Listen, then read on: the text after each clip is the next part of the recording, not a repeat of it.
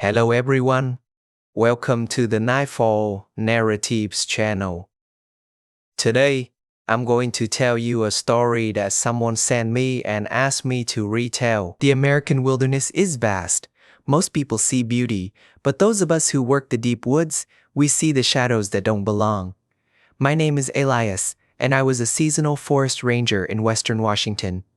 What I saw in the summer of 2021 wasn't a bear, and it wasn't a man. It was something the forest had been trying to hide for a long time.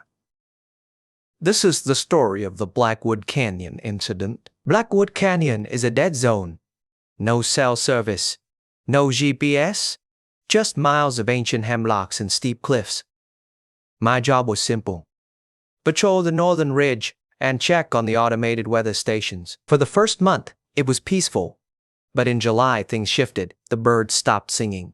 Usually the forest is a wall of sound, crickets, owls, the wind. But at Blackwood, it became a tomb, total, heavy silence. That's when the radio calls started, not from my dispatch, but from a frequency that shouldn't have existed. It happened at 3:14 a.m. I was in my cabin when the radio hissed to life. "Elias, can you see the lights?" The voice sounded like a child, but the pitch was wrong, distorted, like it was being played through a broken fan. I grabbed the mic, my heart hammering. "This is Ranger Elias. Who is this?" Silence. Then a wet, rhythmic thumping hit the roof of my cabin. Thump, thump, thump. Something heavy was moving up there. I grabbed my flashlight and stepped out onto the porch. I shone the beam upward, but there was nothing. Only the shingles, glistening with a thick, translucent slime that smelled like old copper and ozone. The next day, I followed the trail of that slime. It led me deep into the restricted zone area, marked off limits by the Department of the Interior.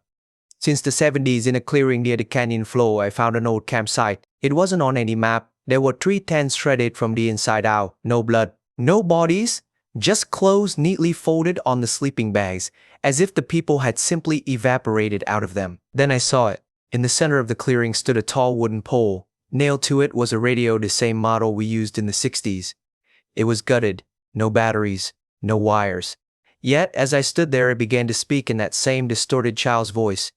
"Don't look up, Elias. The stars are hungry tonight."